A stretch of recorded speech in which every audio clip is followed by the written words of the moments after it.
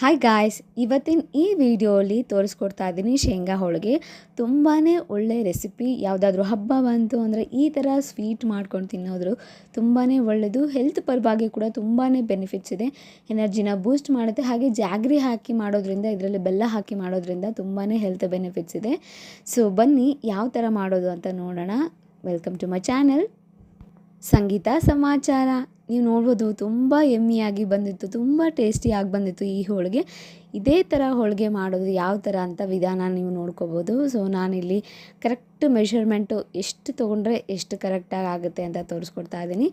ನಾನಿಲ್ಲಿ 2 ಬೌಲ್ ಆಗೋಷ್ಟು ಶೇಂಗಾ ತೊಗೊಂಡಿದ್ದೀನಿ. ಆ ಬೌಲ್ ತೋರಿಸಿದ್ನಲ್ಲ, ಆ ಬೌಲ್ಗೆ ಶೇಂಗಾ ತೊಗೊಂಡಿದ್ದೀನಿ. ಹಾಗೆ ನಿಮಗೆ ಜಾಸ್ತಿ ಸ್ವೀಟ್ ಬೇಕು ಅಂದರೆ 1/4 ಬೌಲಷ್ಟು ನೀವು ಬೆಲ್ಲ ತೊಗೊಂಡ್ರು ಸಾಕಾಗುತ್ತೆ.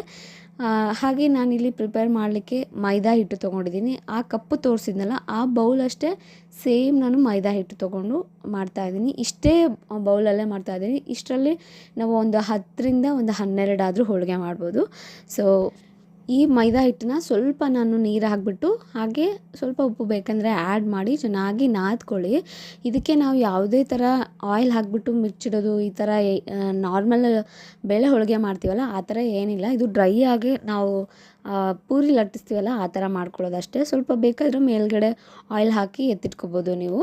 ಇದನ್ನು ಸ್ವಲ್ಪ ಚೆನ್ನಾಗಿ ನಾದ್ಕೊಂಡು ಒಂದು 10ರಿಂದ 15 ನಿಮಿಷ, ಇಲ್ಲ half an hour to 1 hour ಆದರೂ ನೀವು ಎತ್ತಿಟ್ಕೊಬೋದು.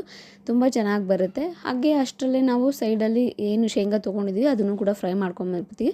ಅದನ್ನು ಮೀಡಿಯಮ್ ಫ್ಲೇಮಲ್ಲಿಟ್ಟು ಫ್ರೈ ಮಾಡೋದ್ರಿಂದ ತುಂಬಾ ಚೆನ್ನಾಗಿ ಒಳಗಡೆಯಿಂದ ಕ್ರಿಸ್ಪಿಯಾಗಿ ಬೆಂದುಕೊಳ್ಳುತ್ತೆ. ಮತ್ತು ಹಸಿ ಥರನೂ ಇರಲ್ಲ. ಮೀಡಿಯಮ್ ಫ್ಲೇಮ್ ಇಟ್ಟರೆ, ಸ್ವಲ್ಪ ಮೀಡಿಯಮ್ ಟು ಲೋ ಫ್ಲೇಮ್ ಇಟ್ಟರೆ ಚೆನ್ನಾಗಿ ಫ್ರೈ ಆಗುತ್ತೆ ಅಂತ ಹೇಳ್ಬಿಟ್ಟು. ಸೊ ಅಷ್ಟರಲ್ಲೇ ನಾನು ಇದು ಪ್ರಿಪೇರ್ ಮಾಡಿಟ್ಬಿಡ್ತೀನಿ ಮೈದಾ ಹಿಟ್ಟನ್ನು. ಒಂದು ಸೈಡಲ್ಲಿ ಶೇಂಗಾ ಫ್ರೈ ಆಗ್ತಾ ಇರುತ್ತೆ, ಇನ್ನೊಂದು ಸೈಡಲ್ಲಿ ಈ ಥರ ಪ್ರಿಪೇರ್ ಮಾಡ್ಕೋಬೋದು ನಾವು. ಇಲ್ಲ ಹೈ ಫ್ಲೇಮ್ ಇಟ್ಬಿಟ್ವಿ ಅಂದರೆ ಬೇಗ ಕರ್ಗಾಗ್ಬಿಡುತ್ತೆ, ಕೆಳಗಡೆ ತಳ ಹಿಡ್ದಿರೋ ಚಾನ್ಸಸ್ ಇರುತ್ತೆ. ಸೊ ನೋಡ್ಕೊಂಡು ಫ್ರೈ ಮಾಡಿ. ಸೊ ನಾನಿಲ್ಲಿ ತೋರಿಸ್ತಾ ಇದ್ದೀನಲ್ಲ, 1/4 ಕಪ್ ಆಗೋಷ್ಟು ಬೆಲ್ಲ ತೊಗೊಂಡಿದ್ದೀನಿ. ನಾರ್ಮಲ್ ಹೊರಗಡೆ ಸಿಗುತ್ತಲ್ಲ ಬೆಲ್ಲ, ಅದೇ ಥರ ಬೆಲ್ಲ ತೊಗೊಂಡಿದ್ದೀನಿ. ಸೊ ಇದನ್ನು ಮಿಕ್ಸಿ ಮಾಡ್ಕೋಬೇಕು. ಸಪ್ರೇಟ್ ಬೇಕಾದರೂ ಮಾಡ್ಕೋಬೋದು. ಇಲ್ಲ ನೀವು ಎಲ್ಲ ಸೇರ್ಕೊಂಡು ಮಿಕ್ಸಿ ಮಾಡ್ತೀನಿ ಅಂದರೆ ಸ್ವಲ್ಪ ತರಿಯಾಗಿ ಬರ್ತದೆ. ನಾನಿಲ್ಲಿ ಎಲ್ಲ ಸೇರಿನೇ ಮಾಡ್ತಾಯಿದ್ದೀನಿ. ಸ್ವಲ್ಪ 1 ಕೈ ಹಿಡಿಯಷ್ಟು ಶೇಂಗಾ ತೊಗೊಂಡ್ರೆ ಇನ್ನೊಂದು ಕೈ ಹಿಡಿಯಷ್ಟು ಬೆಲ್ಲ ತೊಗೊಂಡಿದ್ದೀನಿ. ಸೊ ನೀವು ಶೇಂಗಾನೇ ತೊಗೊಂಡು ಮಾಡಿದ್ರೆ ಪೌಡ್ರ್ ಆಗಿಬಿಡುತ್ತೆ. ಪೌಡ್ರ್ ಆದಮೇಲೆ ನಾವು ಬೆಲ್ಲ ಹಾಕ್ಕೋಬೋದು. ಬೆಲ್ಲನೇ ಸಪ್ರೇಟ್ ಮಾಡಿದರೆ ಅದು ಅಂಟ್ಕೊಂಡ್ಬಿಡುತ್ತೆ ಅನ್ನೋ ಒಂದು ಕಾರಣಕ್ಕೆ ಇದು ಸ್ವಲ್ಪ ನಾನು ಮಾಡ್ತಾಯಿದ್ದೀನಿ.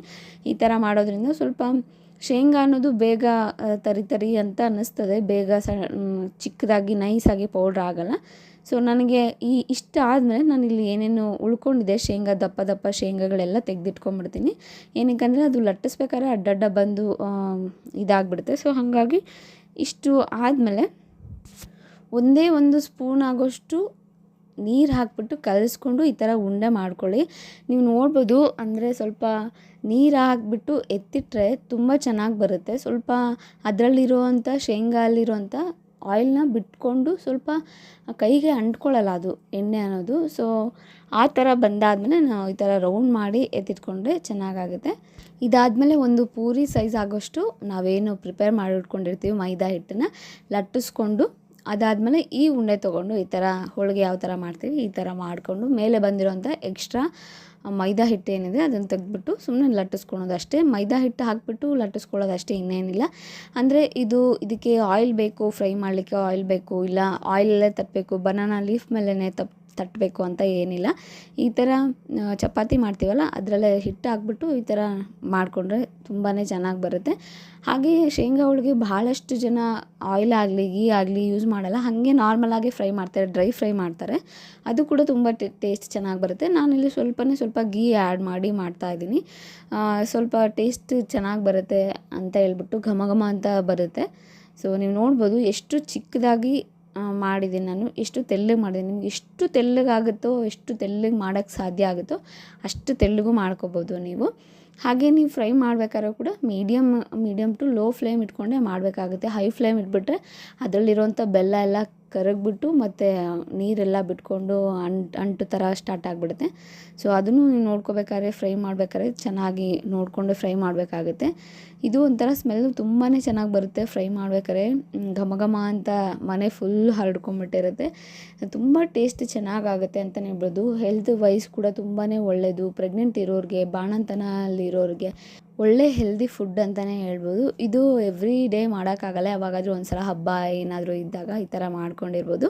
ಹಾಗೆ ಇದರಲ್ಲಿ ಒಂದು 4ರಿಂದ 5 ದಿನ ಇಟ್ಟರೂ, ಸುಮ್ಮನೆ ಬಟ್ಟೆ ಮುಚ್ಚಿ ಇಟ್ಟರೂ ಚೆನ್ನಾಗಿರುತ್ತೆ, ಏನು ಕೆಡಲ್ಲ. ಸೊ ಇಷ್ಟು ಪ್ರಿಪೇರ್ ಮಾಡಿ ಆಯಿತು. ನಾನೀಗ ಕಾದಿದೆ ತವ, ಹಾಕ್ಬಿಟ್ಟು ಸ್ವಲ್ಪ ಗೀ ಅಪ್ಲೈ ಮಾಡ್ತಾ ಇದ್ದೀನಿ. ನಿಮಗೆ ಬೇಕಂದರೆ ಮಾಡ್ಬೋದು, ಇಲ್ಲಾಂದರೆ ಇಲ್ಲದು ಆಪ್ಷನಲ್.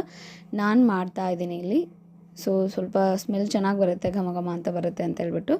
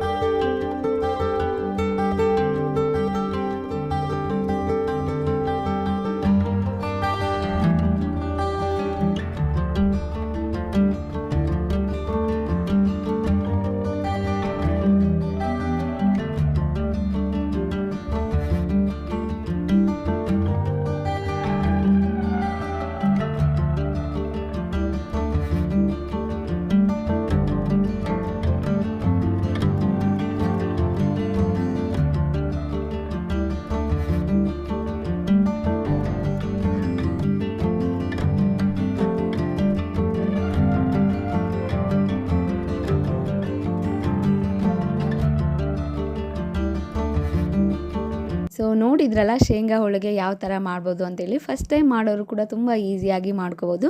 ನಾನು ತೋರಿಸಿರೋವಂಥ ವಿಧಾನ ನೀವು ಟ್ರೈ ಮಾಡಿದರೆ. ಸೊ ಐ ಹೋಪ್ ಈ ವಿಡಿಯೋ ನಿಮಗೆಲ್ಲ ಇಷ್ಟ ಆಗಿದೆ. ಈ ಥರ ತುಂಬ ಹೆಲ್ದಿ ರೆಸಿಪಿ ಅಪ್ಲೋಡ್ ಮಾಡ್ತಾ ಇರ್ತೀನಿ. For more videos subscribe to my channel Sangeetha Samachara. Thank you, bye, take care.